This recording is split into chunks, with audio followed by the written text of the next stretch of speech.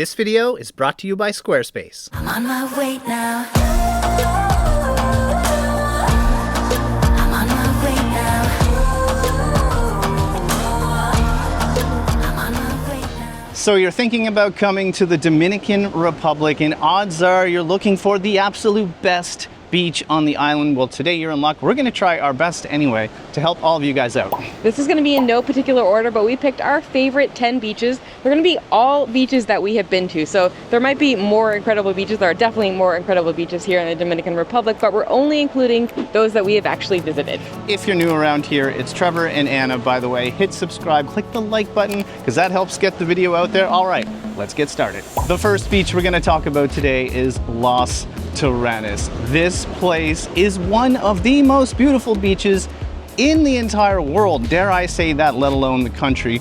We love the area, and there's so many beaches just around there in general. Yeah, the thing we always say about Las Terrenas is that the number one thing about it is that the beaches are absolutely incredible. You can just hop on an ATV and drive anywhere, pretty much in any direction, and find an absolutely beautiful, stunning beach with no people on it. One of our favorite parts is hopping on those ATVs and just going to find random beaches. But I know you guys are also going to probably ask, like, how do we get there and where is it located? We're going to try to talk about that with each beach today. First of all, the location is way over on the east side of the island in Samaná, and it's an absolutely beautiful part of the Dominican Republic. In this case, we came from Cabarete, where we're staying right now. We drove there basically in a car, about, what is it, 3-hour drive? It's about a 3-hour drive. It's about 2 hours from Santo Domingo, I believe, two and a half, something like that. So you can get there from various parts of the island, but you're going to go there for those beaches. And by the way, Las Terrenas is not just one beach. So some people might be saying, wait a second, which beach? There are a whole bunch. So many. El Enclon, is that the name of the? Enclon is like a really secret one. You got Portillo, Playa Bonita, Ballenas. I mean, the beaches just go on and on and on and on.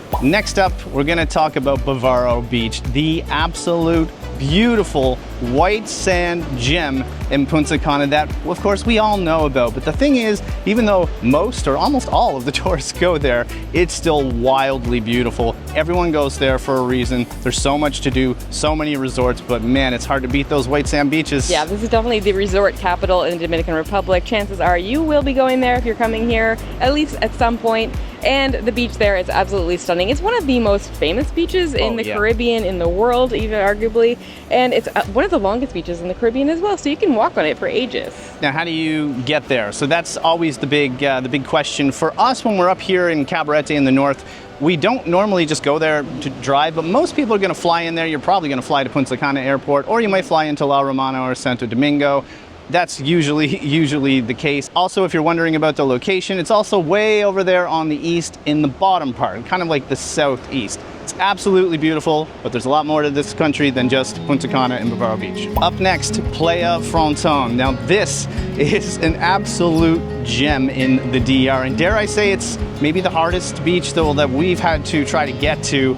We got there by boat, and to be completely honest, we were in one of those little fishing boats, and at one point we almost saw our life flash before our eyes. It was scary. It was definitely terrifying to get there, but it is probably, like Trevor said, one of the most remote beaches to reach. You cannot get there by car. I think you can maybe get there by a hike, but it's really difficult. So your chances are you're going to be taking a boat, but just be prepared that it might be a little bit scary, but it's worth it.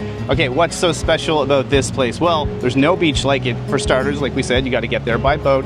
Also, it has this enormous limestone cliff that looks like you're in the Philippines. It actually looks so similar to the Philippines, this part, and there's a beautiful beach as well. Fun little fact about this place, there's an old Survivor set, like the TV show is there, and I happened to stumble across it while we were out there, and you guys all might remember, I lost the drone there. It crashed against the cliff somehow. I still don't think it was my fault, but that happened. But now, how do you get there? So this is in an area called Las Galeras, which is also on the Samaná Peninsula, much like Las Terrenas, but a lot farther. It's basically at the very end of the peninsula, so it's about an hour-ish from Las Terrenas. It's about 4 hours from here in Cabarete. It's an adventure. It's a little bit remote. Yeah, it's very east. It's an adventure to get there, but we'd highly recommend it. Again, we drove there, but that's one of those places, if you're flying to Punta Cana, you're gonna have a 3-4 hour drive, but hey, dare I say it, I think it's one of the most unique beaches on the island, and I think it's worth it. Before we get any further in the video, we just wanted to say a huge thanks to Squarespace, our longtime partner, who is back again. I think you guys know by now why we love Squarespace so much. We of course use it to design our clients' websites, and we just relaunched our new website, of course, using Squarespace. Squarespace is the all-in-one website platform tool that helps you stand out and succeed online. They make it so simple to get started. They have dozens of templates to choose from that can easily be customized. And rest assured, if you run into any issues or need any help along the way, Squarespace offers email support 24 hours a day, 7 days a week, as well as live chat support. But if you need even more support than that, you can hire an expert like us. Stand out online with the help of an experienced designer or developer. Get matched with an expert or browse the directory. Are you ready to build your own website? Head to squarespace.com for a free trial, and when you're ready to launch, head to squarespace.com/delightfultravelers for 10% off the first purchase of a domain or website. And as always, a huge thank you to Squarespace for sponsoring this video and supporting creators like us. Moving right along, we're gonna jump over to Macao Beach, which is a little closer to Bavaro Beach in Punta Cana. We had to mention this one because we went on a kind of like a day trip there, and we were kind of half expecting not to find a great beach because we were already on Bavaro Beach, and turns out that place was beautiful. Yeah, I might like it even more than Bavaro Beach because it's a little bit more secret, might we say? It's not a secret beach, but it's just not as many people it's go a to local it every beach. day. It's more of a local definitely beach more local. with a couple of resorts on it, but it's just a little more chill. We absolutely loved it. The color of the water is just beautiful, like everywhere in this country. We'd highly recommend you guys visit. This one's a little easier. Odds are some of you watching this now are going to Punta Cana. It's only, I think I'm going off memory, but an hour from Punta Cana. I was going to say 20 minutes. Or maybe it is 20 minutes. Yeah, we'd have to, we could look that part up easily, but highly recommend you guys pay a visit, especially if you're in the Punta Cana area, because it's just a quick day trip and it's worth seeing. The next beach is a really unique one. Punta Rucia, and we're going to include Cayo Arena here as well, which is that island sandbar in the middle of the ocean off a beautiful beach. You take a boat to get there. It's about 20 minutes from the town of Punta Rucia, which is ridiculously beautiful as well. So this is on the west side of the island. Northwest. Northwest, yes, basically. So it's about 3 hours from Cabarete, where we are right now. If you're going there, chances are you're going from Puerto Plata or here. You're expected, like, people go for a day trip, but it's going to be a long ride. You probably leave early in the morning and come back later in the day. Yeah, it's highly worth visiting. This is one of those places when people, I mean, a lot of people watch us, especially here in the DR, and they always ask us, is it worth going to Punta Rucia, specifically Cayo Arena? Yes, I mean, how often are you just going to go out on a boat to a sandbar in the middle of the Caribbean and just be surrounded by absolute beauty? You can even snorkel there with the fish, like right off. Some of the best snorkeling that we've encountered in the Dominican Republic is right off this little island. Also, you guys might remember from our last video, we visited Playa Ensenada, which is right next to Punta Rucia. It's pretty much in the town of Punta Rucia, but we didn't have the best weather, but you guys might have got an idea of just how beautiful those beaches can be. Yeah, we wanted to bring up La Ensenada because a lot of the Dominicans told us to go there, but we don't have amazing, fantastic clips because we went and it rained. But it still looked really cool. But that whole area has beautiful beaches, and of course you got Cayo Arena, which is just unique. The next beach we're going to talk about is Cabarete, which is our home. Is it one of the most beautiful beaches in all of the Dominican Republic? I don't think it is, but that's not a knock on it. The thing about Cabarete is this beach is just extra unique because of so many restaurants on this beach. You're surrounded by beauty, there's kite surfing, and just the vibe of the town is amazing. And that's why we want to bring it up. We have the most experience, I'd say, in the DR here. Literally where we are right now. What we really love about it is all these like stretch of restaurants where you can literally take your shoes off and be sitting at a table with your feet in the sand, and we love that. And there's a whole bunch of restaurants to choose from, but it's also very, very famous for water sports. Probably one of the top beaches in the world for that, I would say. Another thing we love about Cabarete is it's such a good jumping off point to some of these other beaches. Like so far, you guys probably heard at least a few of them. Like it's only 2 hours this way, and some of the ones we're going to talk about coming up are like an hour the other way. So it's really great if you want to do some day trips and get a really like tropical looking beach.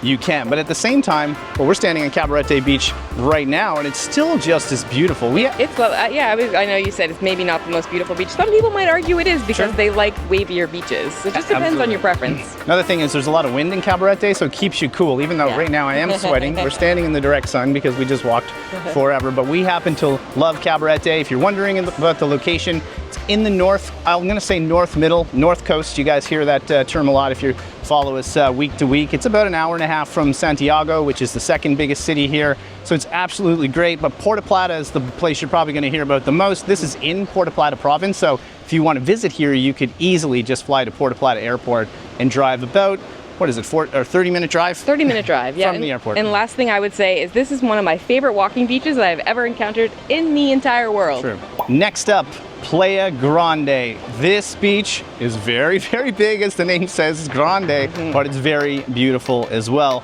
Now, you guys just heard me saying Cabarete is a good jumping off point. Playa Grande is approximately, I think it's about an hour driving to get to. What I was going to say, there is two Playa Grandes. There's one over in an area called Luperon. We just discovered that one recently. Yep. Beautiful beach, but the one we are talking about is over by Rio San Juan, so it would be a little bit east of Cabarete. Playa Grande is a gem. There's also some restaurants there that are just incredible. We ate at a fish restaurant there that everyone told us about for years.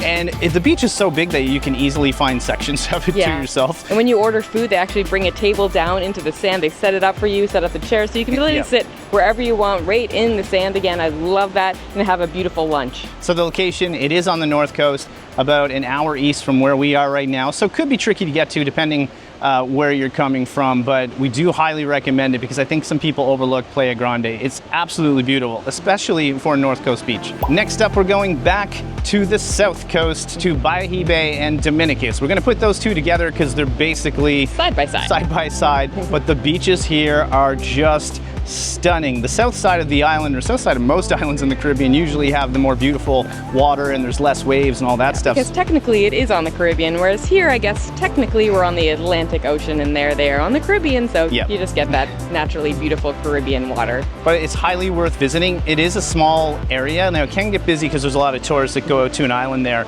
But at the same time, like, we spent a little bit of time in Dominicus and we went to the main beach there. Absolutely beautiful spot. It's a total different flavor, let's call it, than here, than the North Coast. Very different. But it's kind of fun. Now, like, we like to go visit it, but we prefer to be here, like, we live here after all, don't we? Yeah. But we still think you guys should visit, especially, again, if you're going into Punta Cana, it's not too far. It's really not. It's in a great location. We will say one negative is that in the town of Dominicus, most of the beach is blocked off by an all-inclusive, but if you just head out of town a tiny bit, you can reach the public beach. Yeah, and it's important to remember that all beaches are public in the Dominican Republic. We had some commenters remind us of that in the last video. So, as long as you can get past that resort, they can block it. But once you get there, you can go on any beach you want in the Dominican Republic. The next beach we're going to talk about is Playa Caleton. This one is definitely one of our favorites because the color of this beach is a little bit more green, and that's because it's just surrounded by these, I don't know what to call them, jungle trees. It's almost like there's less palm trees, but more like jungle, and it just makes the water a little more green. Yeah, it's really unique because it does feel like you're in the middle of the jungle, but you also have this gorgeous beach. The water is pretty calm there, which is somewhat rare for the North Coast. It's a little harder to find those calm beaches, but you can easily go in there, go swimming, and not feel like you're going to get knocked out by a wave. That's the best part, because sometimes you never know when these waves are going to take you out. Now, Playa Caleton, making sure I'm trying to say that right, Playa Caleton is right next to Playa Grande. Well, God, I can't get this right.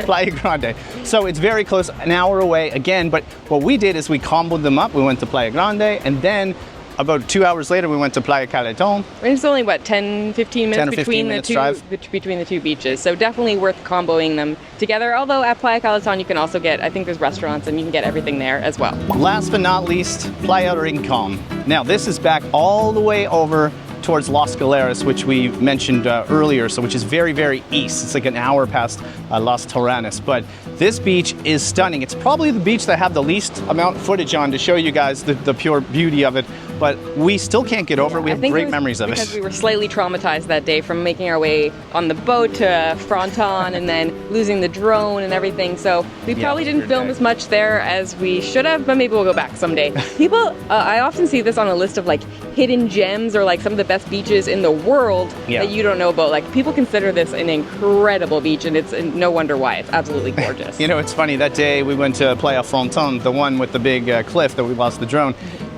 They told us that day you can't get to Playa Rincon unless you're in a boat. And turns out when we got to Playa Rincon, there were cars there.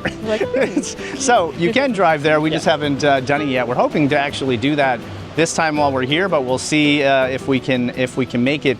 But I couldn't believe how gorgeous the place is. What people also told us is at the very end, which we did not walk to, but we were on the way there, we turned around for some reason, there's a river that comes out and runs right into the ocean, of course, and it's supposed to be just unbelievable. And I think that's all part of the magic why it's considered one of the best beaches in the country. There's no doubt that we need to go back to this place because I feel like we missed out on a lot. Well, we hope you guys found this helpful today. Again, these aren't in any particular order. It's not the top 10 best, absolute best. It's the top 10 best that we've been to so far, that's for sure. I think it includes a lot of the country. We got around most of it. Of course, we have never been to Bahia de las Galeras. It is considered the most incredible beach. It looks incredible, but it's so hard to get to. We will do it someday, but it's going to take a lot of planning. So yeah, that'll be on the list someday. I'll touch on this beach quickly because everyone tells us to go, especially if you're Dominican, you're watching. It's on the kind of the southwest.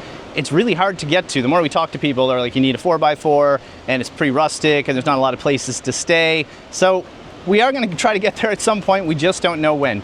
But at the same time, all of the beaches we mentioned are gorgeous, and you're never not going to find a beautiful beach in this country. Some of the best beaches in the world are right here on this giant island. It's incredible. At the same time, if you have a favorite beach, maybe it's near one of the beaches that we just talked about, maybe it's a little hidden gem that you have to hike to, maybe leave a comment below and let us know what's your absolute favorite. Absolutely. Drop comments below, especially Dominicans watching, and tell us where your favorite beaches are in the country.